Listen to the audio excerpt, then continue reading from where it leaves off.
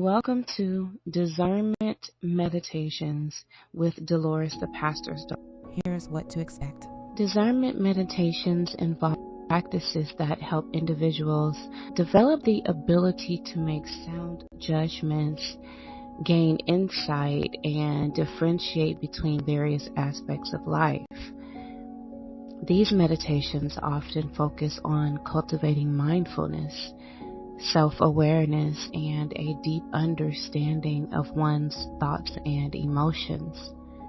Here are some discernment meditation techniques that we will practice on this channel. Number 1, mindfulness observations. In this practice, you will sit comfortably and bring your attention to your breath.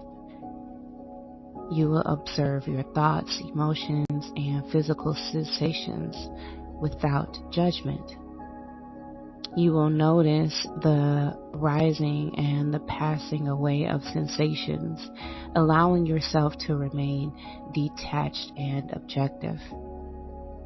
Number 2, reflective meditation involves choosing a specific theme or question for reflection, such as a decision you need to make or a challenge you're facing. You'll contemplate the various aspects of the situation, considering the pros and cons, without attachment to a particular outcome. The third is the body scan meditation. In this meditation, you will lie down or sit comfortably and focus your attention on different parts of your body. You will notice any tension, discomfort, or sensations. This practice can help you become more aware of how your body responds to different thoughts and emotions. The fourth is journaling. In this practice, you will write down your thoughts, your feelings, and your observations. You will explore your experiences and consider alternative perspective. Reviewing your journal can provide insights into patterns and recurring themes. And number 5 is silent contemplation. In this practice, you'll find a quiet place and sit in stillness. You will allow thoughts to come and go without getting attached to them. You will practice observing the nature of your mind and gaining clarity. Number 6 is gratitude meditation. In this practice, you will focus on aspects of your life for which you are grateful. You will recognize the positive elements and acknowledge their impact on your well-being. This can help you gain perspective and discern what truly matters to you. Number 7 is the loving kindness meditation. In this practice, you will extend feelings of love and compassion to yourself and others. You will cultivate empathy and understanding, which can enhance your ability to discern the motives and needs of yourself and others. Number 8 is mindful decision making. When you're faced with a decision, it's best to take some time to mindfully consider the options. In this practice, you pay attention to your intuition and your gut feelings. You'll notice any resistance or enthusiasm that arises with each choice. Number 9 is the mantra meditation. In this practice, you will repeat a meaningful mantra or affirmation. This can help clear the mind, allowing you to gain clarity and insight into your thoughts and feelings. And finally, number 10 is the walking meditation. In this practice, you will engage in mindful walking, paying attention to each step and your surroundings. You will use this time to reflect on specific questions or challenges you face. Remember that discernment is a skill that can be developed over time. Consistent practice of these meditation techniques can contribute to greater self-awareness and the ability to make wise and informed decisions. Thank you for tuning into Discernment Meditations with Delores, the pastor's daughter. I love you, and remember, you are important to me. I need you to survive.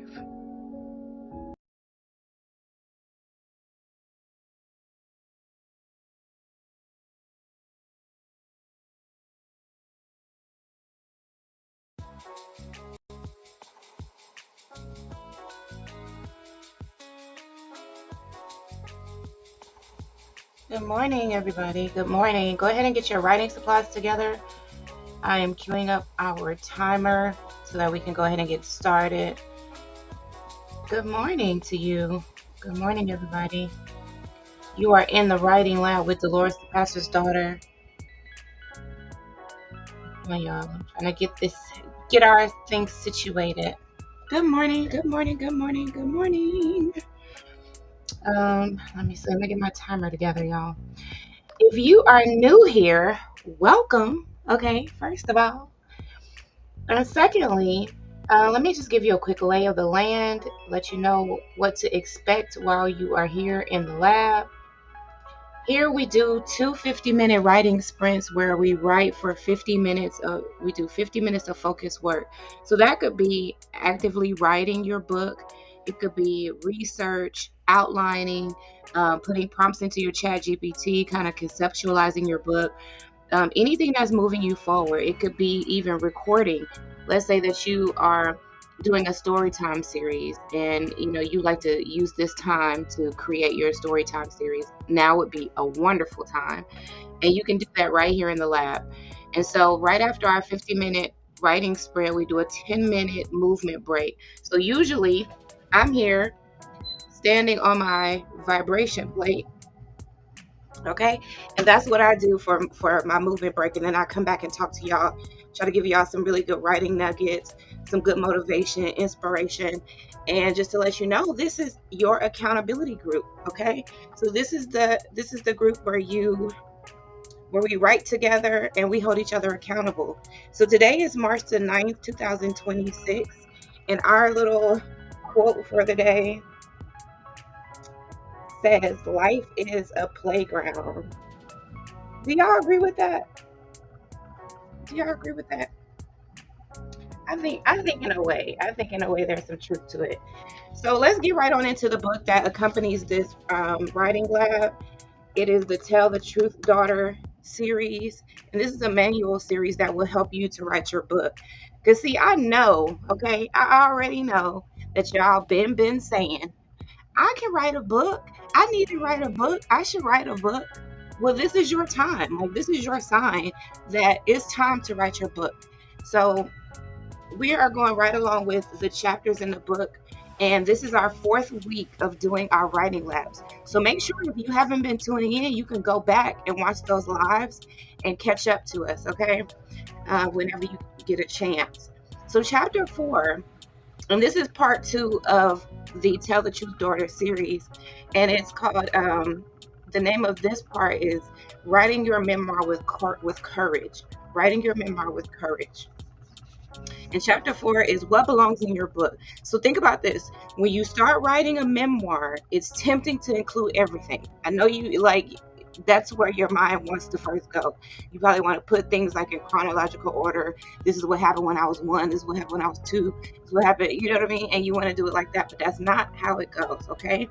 Every memory, every slight, every argument, every detail, you finally see in hindsight.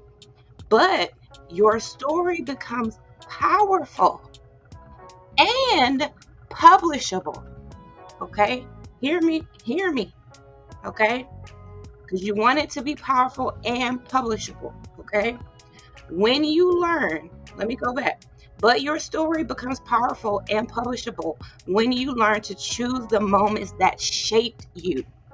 Okay, this is not a chronological account of your life. Okay, that's not what memoir is. Memoir is the accounts and the memories and the moments and the events that shaped you. Okay, which you, the you are today, the you that understands what you went through, that has clarity, that has discernment, that walks in courage and confidence now, that has had a breakthrough or transformation. That's the you. The you that we want to hear from is the you that is healed from what you've been through. And now you can give us some really good nuggets about your experience. Okay. So not every moment deserves a chapter, but every chapter deserves meaning. Okay. Start by identifying the turning points. And I'm going to give you 3 of the turning points. Okay. These are the scenes where something clicked, something cracked, or something felt wrong. Okay. Something clicked, something cracked, or something felt wrong. Okay. Now, that's it. We're not talking anymore right now until we get to our 10-minute movement break. Let me go ahead and stop my vibration plate for now, and let's go ahead and get started writing. Okay, everybody, let's get started.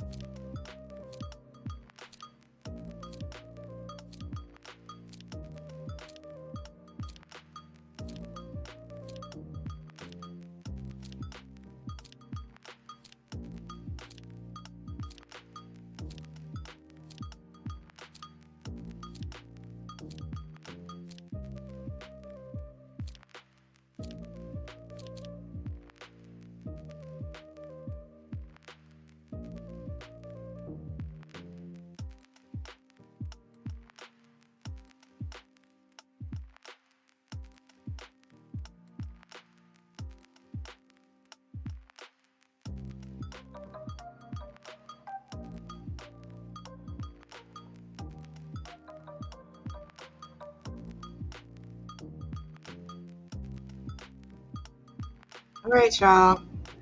How was it? How was that session? That was our first 50-minute writing session. I think it went very well. Hold on, y'all. Let me take off these shoes. The shoes is making me a little too tall for the camera. All right. So, how was that last session for y'all? Are y'all writing according to the theme that we talk about at the beginning of the live, or do you just kind of like do your own thing? Like, do you already have a like a vision for what you're trying to do, and then you just go for that, or do y'all look forward to the live stream prompts and all of that stuff, and then go based off of that?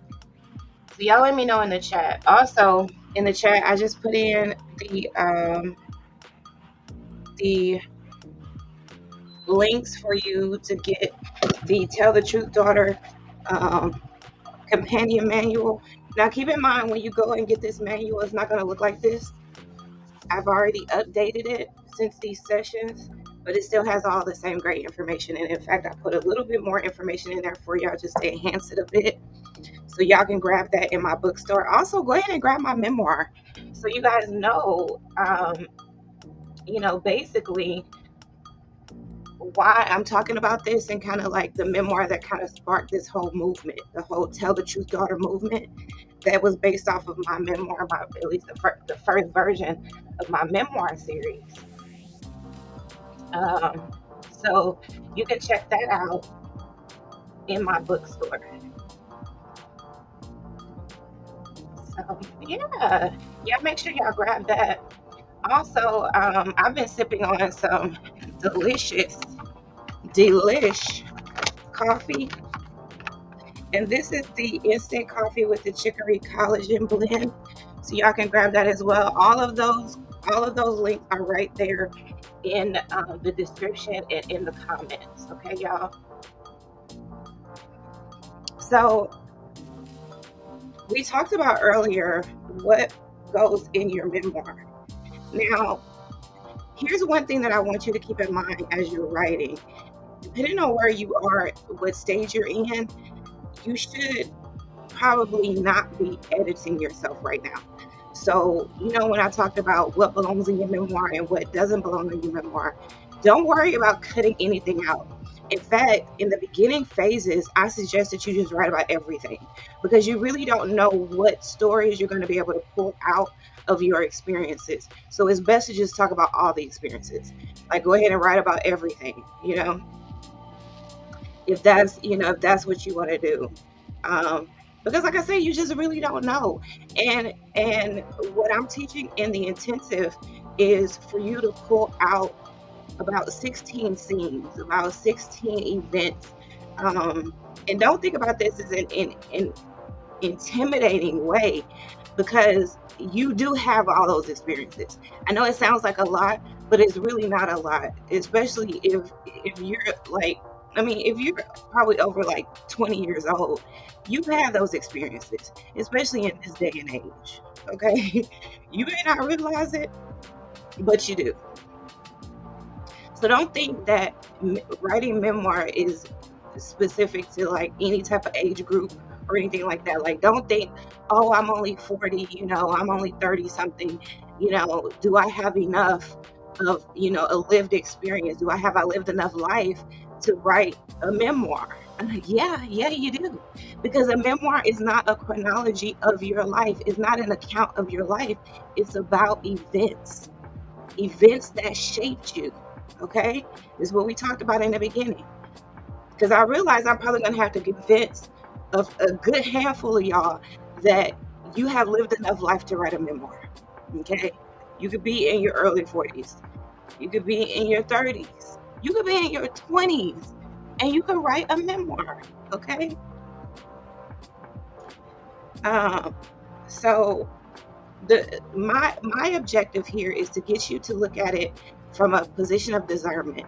Making discernment be the foundation that you build your memoir and that you tell your stories from. Like, you're building on that. Because discernment is is something that, you hear the word a lot these days, but there's still a lot of people who don't know what it means, let alone how to spell it, y'all. Okay. So, I want you all to, I want to normalize using the word discernment, but also understanding what it means and understanding how you use it in your everyday life. I promise you, you already use it. Okay. You already use it in some areas of your life. But more often than not, we're not using it in critical areas of our life, or we're not using it in every area of our life, right? So when I was going through a lot of like my daddy issues, and that's where a lot of my issues stem from, is from my relationship, things that I witnessed my father do, experiences, discrepancies, manipulation, deception, those types of things that I witnessed from my father that really shaped who I am today, but it really shaped my discernment. And I realized at a certain point that there was like there's things that happen like in a natural sense, but there's also things that happen spiritually. And so sometimes when you see that there's a lot of like manipulation and stuff going on, then spiritually, it may be some type of like attack on your mind, attack on your boundaries that ultimately like create a person who they want you to be, a person that they can abuse, a person that can be misused. And sometimes those things are intentional and sometimes they're not. Sometimes, our very first relationships, like our relationships with our parents, really shaped who we are. We had liars for parents, we had deceivers, we had manipulators, we had two-faced parents. I mean, because like you see these people every day, but you don't realize that these people have kids, and like there is an experience that their kids have of them that shape them because they were brought up in that, you know what I mean? So it's like they grew up with that experience and with that parent. So you see like highly deceptive people, but you got to think these people had kids. They could have duplicated themselves, you know what I mean? Or they could have created kids who were very resistant, like I was, and who like bucked against the system at every turn. You see what I'm saying? So some of us came up through it like in a different way. Either way it goes, your story is important. And the evolution and the transformation that you experience is important. And it doesn't matter if you're 20, if you're 30, if you're 40, if you're 70, if you're 80, 90, child.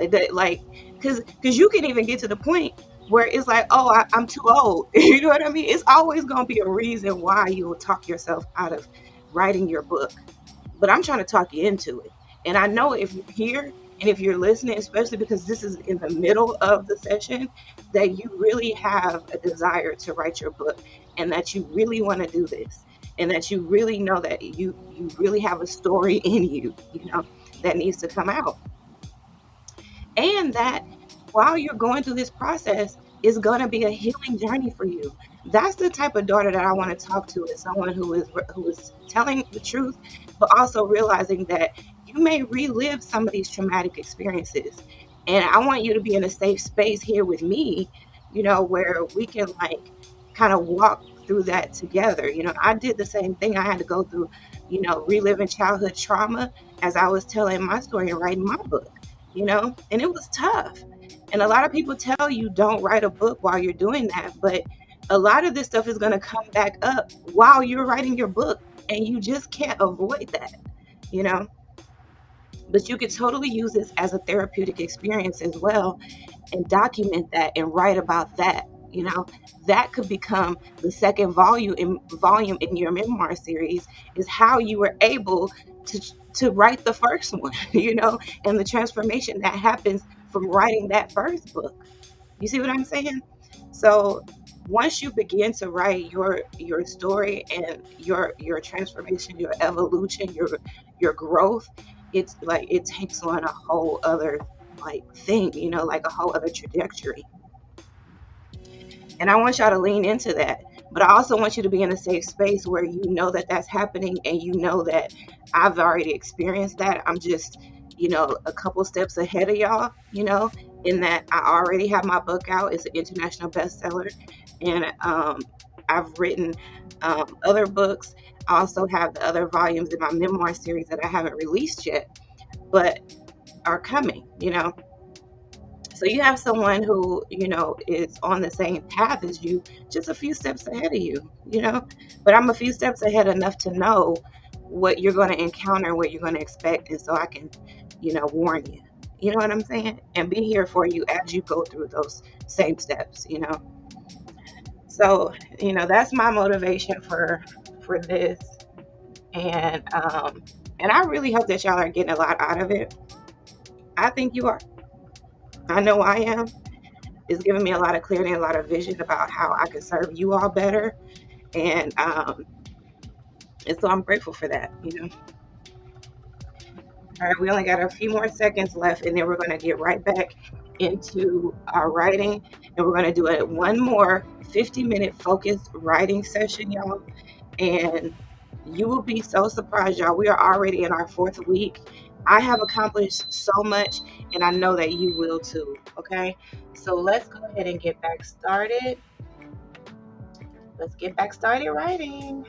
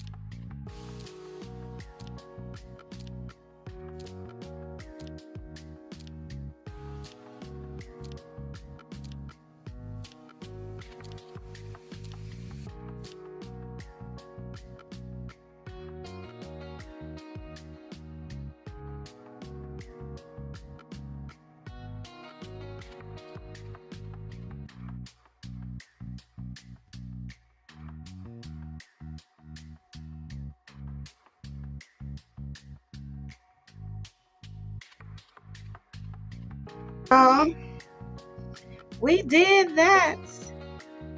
Listen, round of applause. Y'all should be so proud of yourselves. I'm proud of y'all. Okay, I'm proud of us. We did it. Okay, we made it through another session. This was day 1 of our 4th week. Y'all, we have been going, like, we're into our 4th week of consistently going live at 6 a.m. writing together. Y'all, that's major. If you are just now getting started with us, please make sure you go back and watch those previous lives. Don't just watch them, but actually do the writing session that goes with it. So in order to catch up, what you can do is do a live writing session with us in the mornings at 6 a.m. like we did today. And then in the evening time, do another session. Or you can kind of flip it around. If you're just now starting, let this be your week 1, and then you go back at the in 2 weeks, because we'll end these at after 6 weeks. So then this could be your week 1, and then the previous week 1 will be your week 4. If that makes sense. Okay. If it doesn't make sense, let me know in the chat, or y'all can inbox me, and then I can explain that a little bit better. But basically, if you're just getting started, then this is your starting point, and what we've already accomplished will then be your second point. Okay, will be your midpoint. So you just start there, and that'll be your week 4. So our previous week 1 will be your new week 4. So if that doesn't make sense, just let me know. But if you have been sticking with us, you did 2 50-minute writing sessions, 2 of those, y'all. And then we did 1 10-minute movement break. In the beginning, we did a meditation. And then we talked about our writing prompt for the day. So make sure y'all go back and watch that, okay? Because these writing prompts build on each other throughout the week. So we're on chapter 4 right now. We're going to complete chapter 4 by the end of the week. Okay, if that makes sense. And then we'll be into chapter 5 next week. We'll complete chapter 5 next week. And so on, okay? So make sure y'all like the video on your way out. Make sure you check out the links that I put in the description and in the comment section. It's a link to my bookstore where you can grab the Tell the Truth Daughter manual, as well as my international best-selling memoir, The Pastor's Daughter Provoked. You can grab that there as well. And also make sure y'all visit my pharmacy store. Grab y'all some of this delicious coffee called Delish. Okay, make sure y'all grab some of that delicious coffee, and so y'all could be sipping on your coffee in the mornings while we're doing these writing labs, just like your girl Delores, the pastor's daughter. I love y'all, and that's all I have for y'all tonight. Okay, well, today. So I hope you all have a wonderful rest of the day. I think you guys started wonderfully. So y'all continue to be great today, and remember, you are important to me. I need you to survive. Bye-bye for now. Give y'all some kisses. Bye-bye for now.